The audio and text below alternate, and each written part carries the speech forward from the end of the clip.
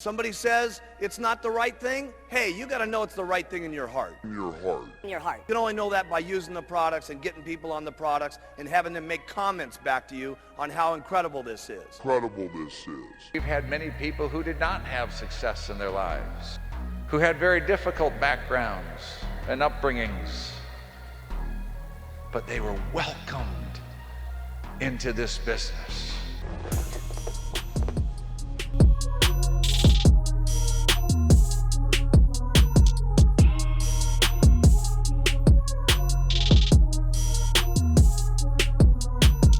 When an opportunity is presented right in front of you, when you are told that your dreams can be achieved faster than you think, that wealth is not too far ahead of you, that financial freedom will be achieved in a matter of months, it might sound too good to be true, but if you believe otherwise, that means you're not fit to be an entrepreneur. How could you refuse? MLM, aka multi-level marketing, has been around for a long time. If you're not familiar with multi-level marketing is, maybe you're familiar with a couple of companies that I'm going to put on the screen right now.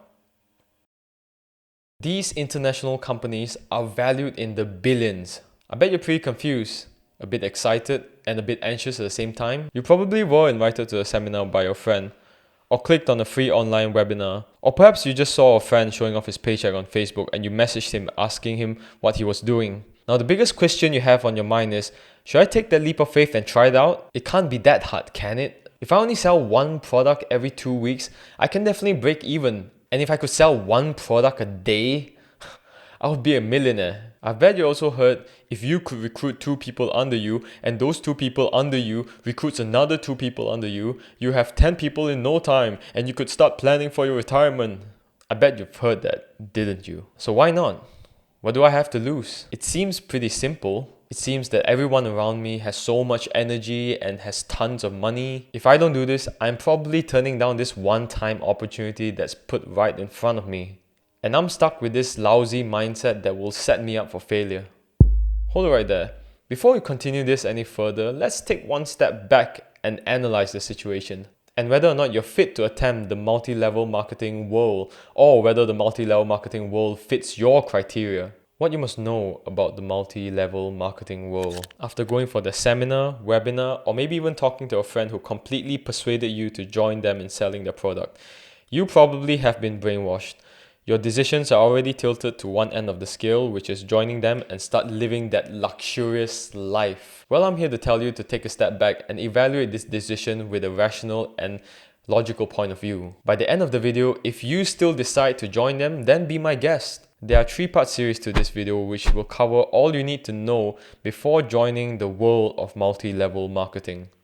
The 100 contacts. These 100 contacts will be the destiny of whether you stay or leave your multi-level marketing company, because these 100 contacts will be obtained from your personal network. Most commonly, it will be from the contacts of your phone, Facebook, Instagram, or whatever social platform you're on. And your job is to call each and every one of them, say that you haven't seen them in a while, and invite them out for a coffee. After you've invited them out, you have to think of a conversation to start with them and be creative to think of the flow, to flow the conversation towards what you're trying to sell them. Once you start your pitch, you feel your friend is getting a little uncomfortable, you have no choice but to continue because you really want to sell them your product. And when your friend finally gets the courage to reject you, all that's left for you to do is invite him to your seminar. Why? Because if you can't close them, your upline or the people around you or the energy they bring in the seminar might be able to close them. And you repeat that cycle over and over and over again until you realize you have no more friends and that no one is buying your product, even those that come to your seminar. But you can't stop, because when you tell your upline the problem, they will recommend you another self-help book or say that you need to be more positive. And slowly but surely, you start noticing that your circle of friends around you gets lesser and lesser and smaller until you finally realize that the only friends you have left are the people you've met in that MLM company. Doesn't sound really pleasant, does it? This is not just my personal experience, but experience of thousands of people out there. But that is the truth of starting this career if you don't do it the right way or have the right approach to it. What is the right approach? We'll come back to that later. The rejection. I bet this is an easy one for you. Perhaps you're only taking a leap of faith and you tell yourself you're only doing this to overcome that fear you've had for so long, or you're generally good at managing your emotions after a rejection. But know this, rejections from customers in your cold market, which is strangers, is completely different from rejection from your warm market, which is your friends, your family, people that are close to you. Because a rejection from the people that are close to you is not just a rejection of your product, but it pushes them further away from you as well. For they know that your whole intention for asking them out today is to just sell them your product. Congratulations, your friend from high school decided to meet up with you at a cafe. You ask him how he is, what he's working as. Then you slide a sneaky little topic that will connect your current conversation and your product. Like if you're selling coffee, you might ask, Joe, where do you normally get your daily cup of espresso from? If you're selling Herbalife, Amy, do you know my friend just lost 5 kgs the past month without doing a single minute of exercise? Or maybe you're selling a forex trading course. Hey Bob, do you know my friend just earned $300,000 the past month by trading currencies on his laptop in Maldives on his private island? That is called the hook. Your friend, who just graduated from university and has pretty well-to-do parents, starts getting a little interested, but still he isn't fully convinced. So you finally go for the kill and start trying to close him on your product. But so happened, he has already heard this product from a friend of yours and kindly declines your offer. So you invite him to your seminar. He, being your friend, feels obligated to accepting your offer, so he decides to make it to your seminar. He finally turns up at your event. Your MLM friends start coming up to him, saying hi, introducing themselves, making your friend feel special. But surprisingly, this is the last time you ever see or hear from this friend of yours. Not saying that proposing your product or trying to recruit your friend is a bad thing, but it should be done in a more subtle way, not so much of a pushy way. It should be done in a more natural manner, but we'll come back to that later. Suddenly, one day you wake up from that long, depressing night of sleep. You finally realize that all that product stored in your bedroom isn't going anywhere. You have tried selling them to your friends, family, acquaintances, almost everyone that you could think of, but no one seems to buy it. You have spent a ton of money treating your friends to coffee and food and not getting any positive results from any of them. You then question yourself if you are the problem or this industry. But you finally came to a conclusion that it is the industry itself that has been giving you unrealistic expectations on what you can achieve out of this career. You start getting frustrated at your uplines, maybe even blaming yourself for being so naive. You start avoiding their phone calls and the phone calls of all your so-called friends from the multi-level marketing world. That's when you wish you actually saved your money and time doing something else rather than spend it on these stupid products. You then start to consume your own products or give them away. Obviously, because no one is going to buy it. You start picking up your phone and try to connect with your friends once again, but you notice that everyone has already blocked your number, and finally you realize that it's already too late.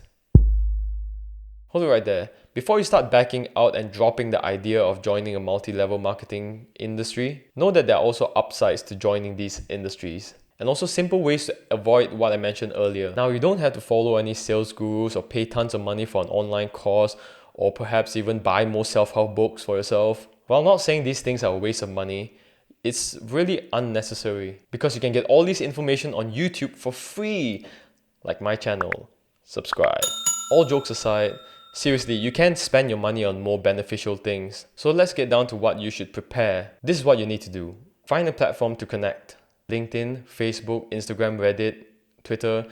Don't be afraid to directly message people, but come up with a script that's not too direct but precise about your product at the same time. Having a platform is a great way to interact, to network, and to get contacts from the cold market rather than going to your friends, your family. Learn how to publish social media ads that are attractive. Use Canva. Link is in the description down below. I'm not affiliated with it, but I personally use them and they're really good. They're really good, I would say. If you don't know how to use Photoshop, this is a really simple way where you can actually start designing your own ads. One tip I can give for designing your own ads is you need to make your keywords really big and huge so that people will immediately understand what your product is about. Or you can make your picture really precise that once they look at the picture, they definitely know what your niche is. If you want to also know more about how to make your ads attractive, Link is in description. I'll recommend a few videos that you can watch and learn from there. Have a capital to run your ads for at least a few months. Whether it's Google, Facebook, Instagram, every platform, you need to have capital to start doing ads. And ads are the best way to reach out to strangers, your cold market. For those algorithms that are built in the ads, will allow you to target the specific audience that are more interested in buying your product or more inclined to buying your product. Links are in the description for building ads on Facebook and Instagram down below. Click them and watch them. You can learn from there. I'm not affiliated with them, but these are just videos that you can actually learn from. Learn how to soft sell. Don't just put your products right in front of your client's face and force them to buy it. You want to show your professionalism by knowing every detail about the product and how it will solve their day-to-day problems. With that solution provided, they will automatically feel a need to buy your product. And if your product does not solve any of their problems, well, then you're a scammer and stop selling your product. Have a business or hobby running on the side. Having something on the sidelines will keep you more content and less stressed out most of the time. A sales job is not always rainbows and sunshines. It's like a roller coaster. There's going to be many ups and downs, but you just have to manage your own emotions and try not to fall too far on one end of the spectrum. Don't spend your money foolishly. Speaking of falling too far on one end of the spectrum, the months where you earn massive amounts of money and everything goes well, everything is on point, don't forget that that might not be every single month. Don't start binge shopping and buying every designer bag that you see. Save, invest, or go travel.